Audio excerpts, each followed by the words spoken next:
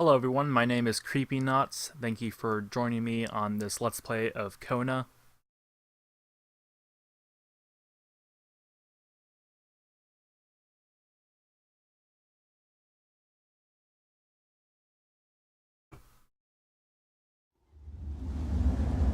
Carl Faubert, private detective, had just traveled thousands of kilometers from Montreal to reach this remote middle-of-nowhere area, situated near the far northern Lake Atamipek. Granted, this was a great distance to cover for a sole client, but word had it that he was a particularly wealthy one.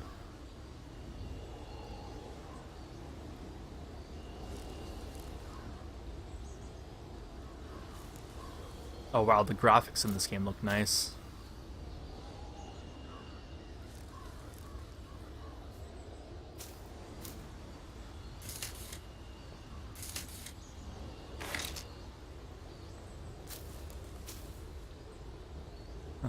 Carl had to drive a bit further north in order to meet with wealthy industrialist William Hamilton. Okay, so we are down there. Okay. Hamilton is waiting for Carl in the general store. It was time for him to get down to business. Hamilton was a prosperous owner who had acquired various businesses, as well as metal mines in this northern region. Let's see what's up on this tower. Maybe get a better view of the area.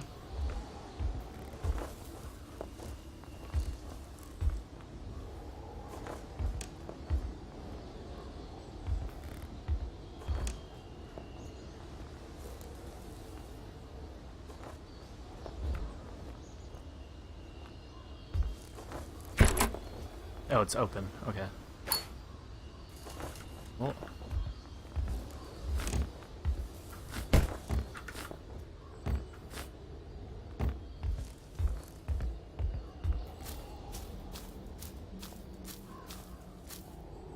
Hamilton never mentioned a road-blocking barrier. Why was it needed here in the back of Beyond? That would, however, be a mystery for another day. Carl had waited long enough for someone to come and raise it.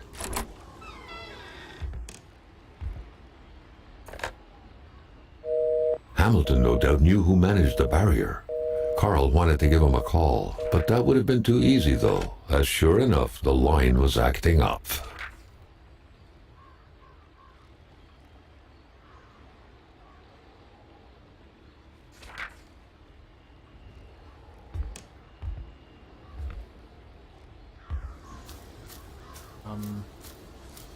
Can I just like pick this up and like move it?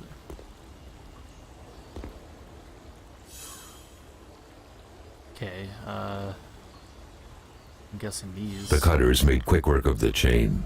What better way to investigate vandals than to get into their shoes, Carl, the professional vandal thought, reveling in the irony of the situation. Oh yeah, I probably should get my truck. So this game is pretty cool. I like the features of it.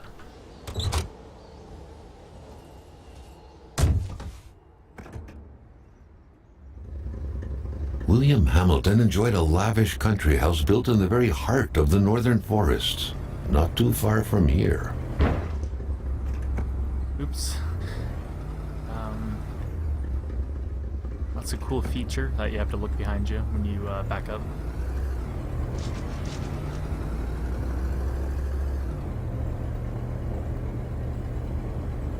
The local populace was divided when it came to the affluent man.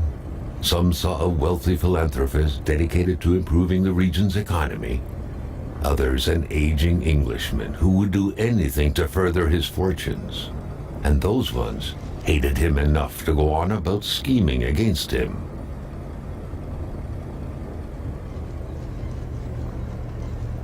Looks like we have some snow. Carl was not made aware that winter would come early this year. The North made clear who was the boss up there.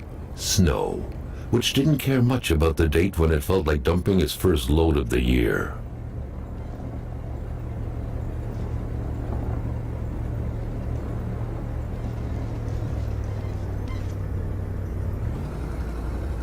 Hamilton had recently acquired a few local businesses, but a last straw was the reopening of a mine, which gave rise to a wave of protests and threats from the Cree people.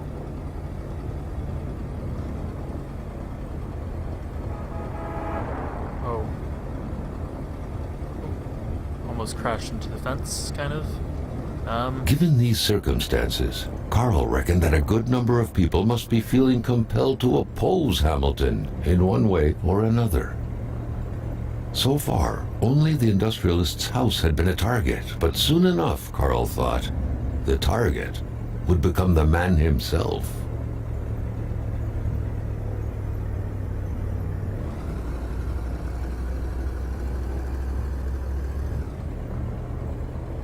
I'm starting to like this game like a lot. Like it just feels nicely done, very soothing.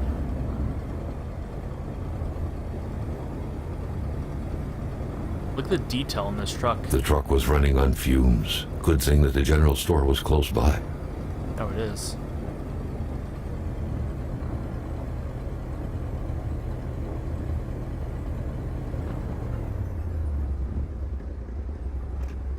Now wasn't a good time to wander about. Hamilton was still out there. Oops.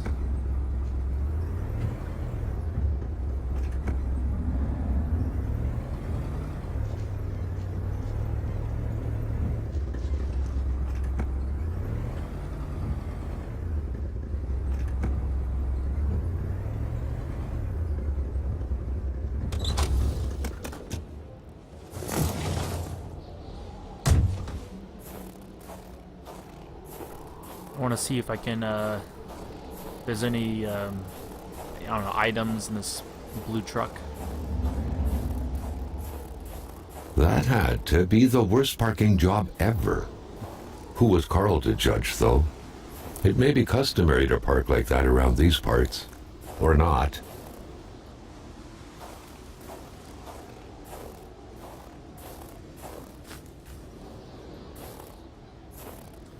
But yeah.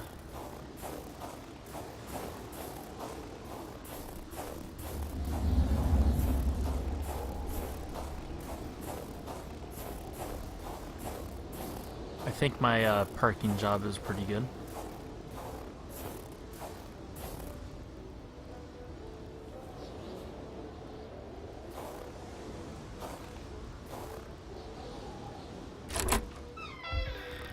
Whoa. Looks like something bad happened here.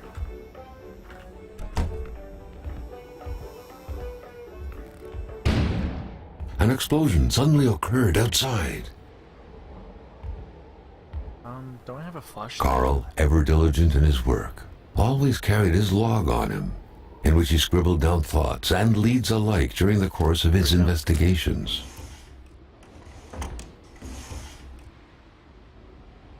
Coffee. Oh, I think that's tobacco. Oh well. Ooh, tape.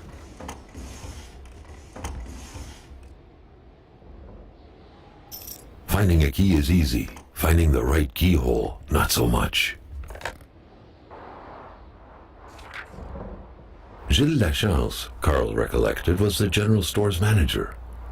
Should Hamilton not be available, he was the man to talk to. Or what if Hamilton had moved up his appointment with his physician?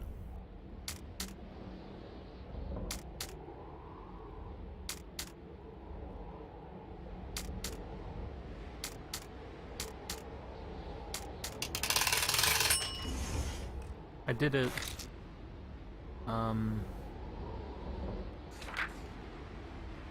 According to that log, it seemed like the whole village owed some money to the general store. Carl was far more interested in the bunch of nearby addresses he had just gotten his hands on, though.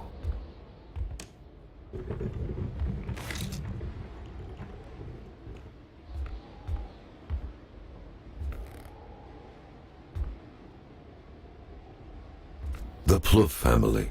The old black and white show from the 50s related the ups and downs of a typical family living in Quebec City in the aftermath of World War II. It was like the Addams Family, minus the macabre and a walking hand.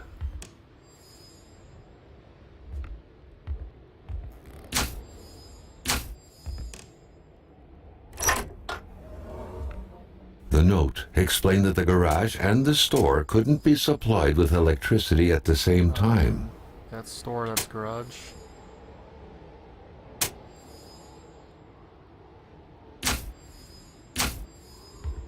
The note explained that the garage and the store couldn't be supplied with electricity at the same time.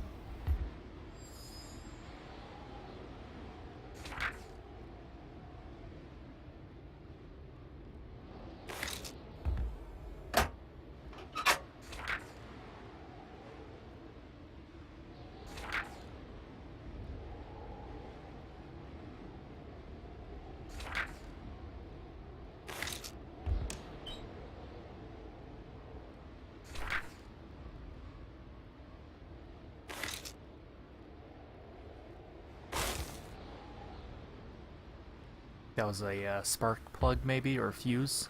By all appearances, the general store also served as a post office. Letters and packages awaited the locals' daily visit. That's pretty cool.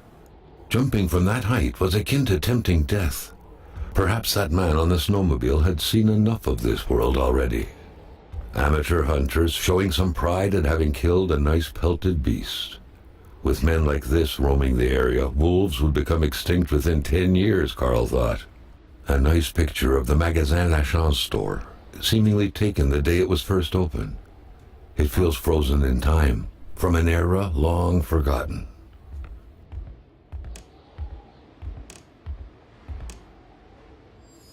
Whatever happened here, things got pretty rough, and not a trace of Hamilton. So this game's pretty interesting, how you can interact with mostly everything. A radiator without power is as good as a wood stove without logs.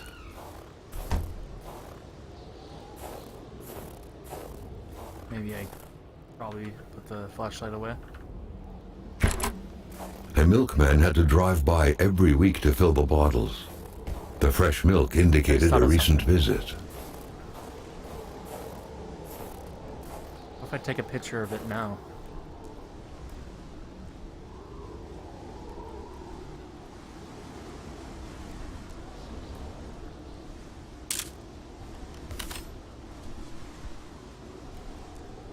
I'm gonna keep it. That's kind of cool. You get the feature of taking photos.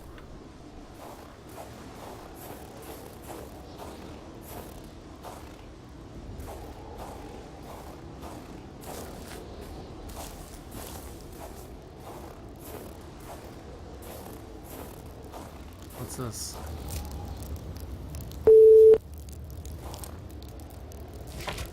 Is that my journal?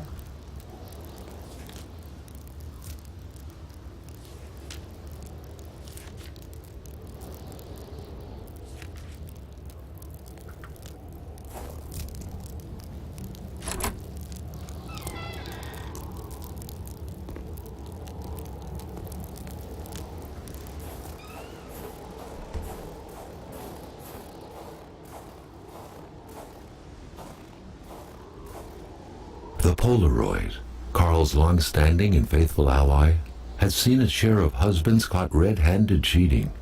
There's always something out there waiting to be snapped away.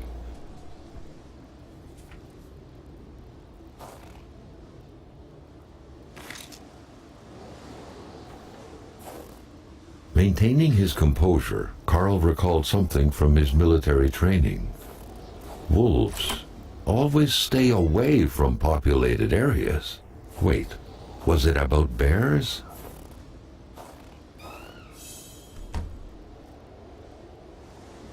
What's this? Carl was no electrician, but he could identify a wiring problem when he saw one.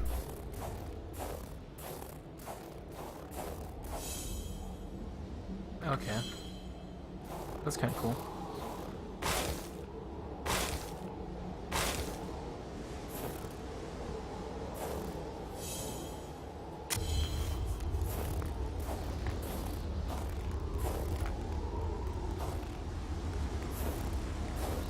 I guess you gotta keep warm. Try that key that we have.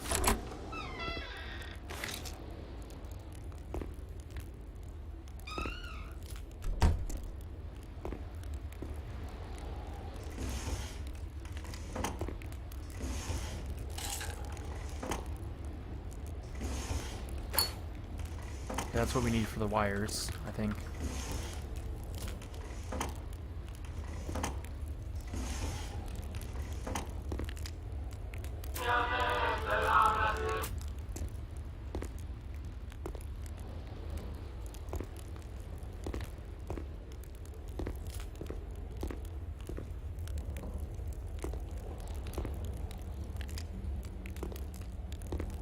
Oh, that's the fire outside making the noise. Staring intently at the controls won't be enough to make that lift budge. The poor thing was out of power.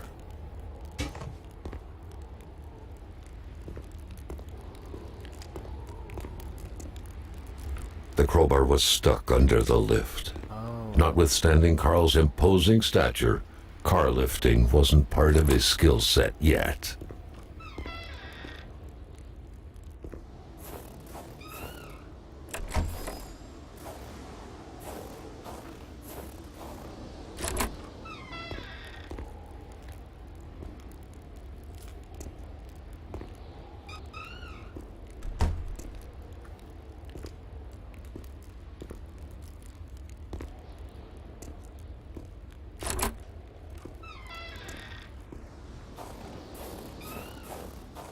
Let's go on the other side and try starting up that generator and see what that does.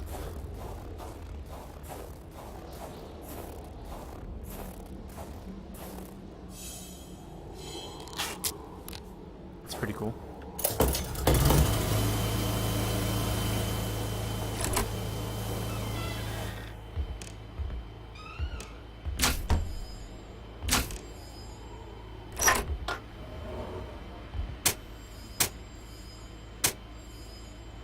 The note explained that the garage and the store couldn't be supplied with electricity at the same time.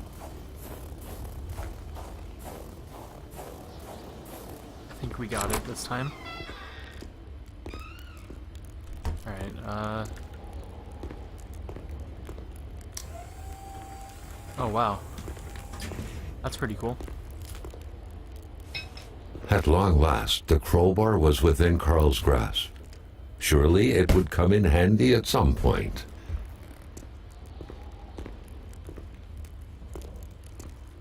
I'm not too sure what I'm supposed to do now. Excuse me.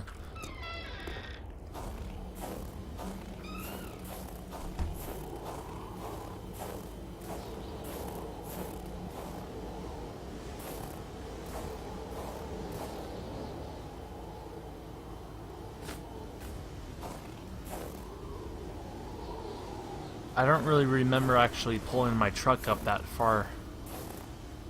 That's just weird. The pumps wouldn't surrender their divine nectar so easily. In all likelihood, they had to be switched on from inside the store.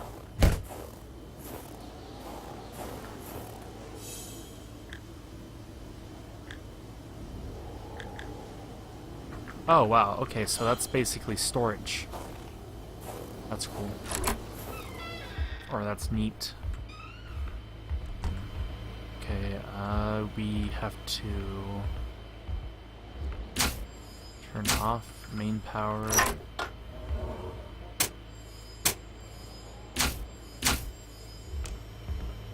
then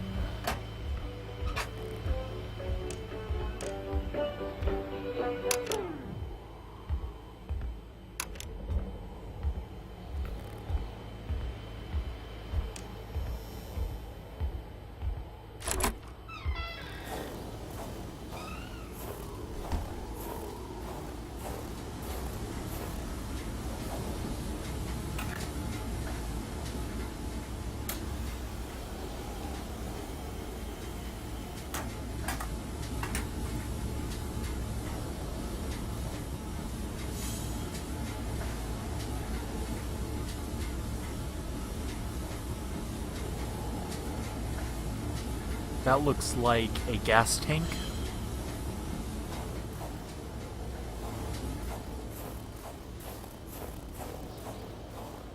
There might be one in the garage. Or outside, maybe.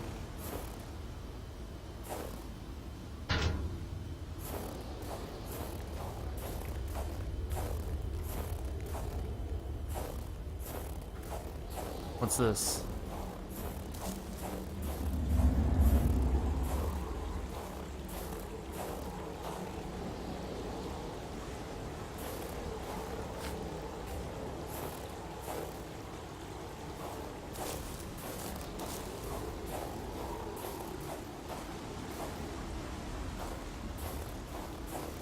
Alright, before I explore around me, see if there's a gas tank in the area.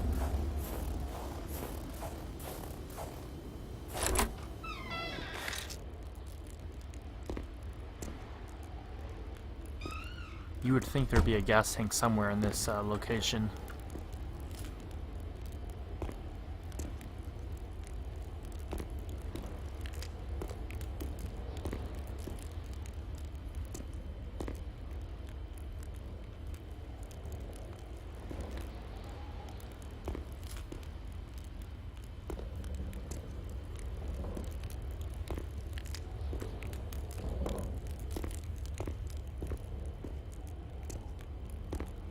I guess not. Maybe on the other side. I haven't looked around.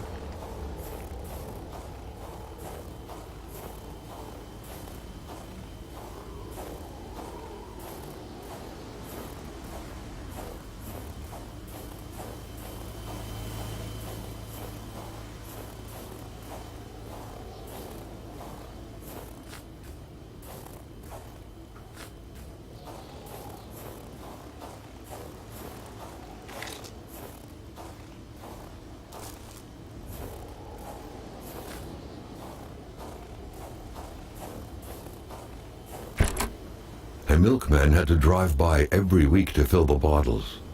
The fresh milk indicated a recent visit.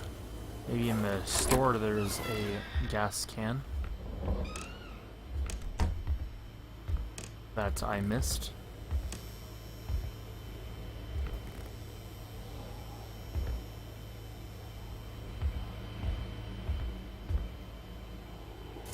You don't leave ammunition out in the open like this. Was Gilles Lachance that careless?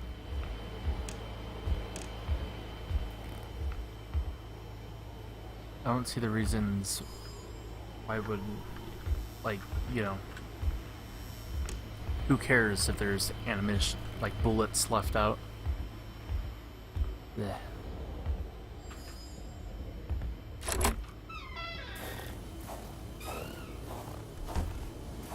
Maybe I could just leave in my truck.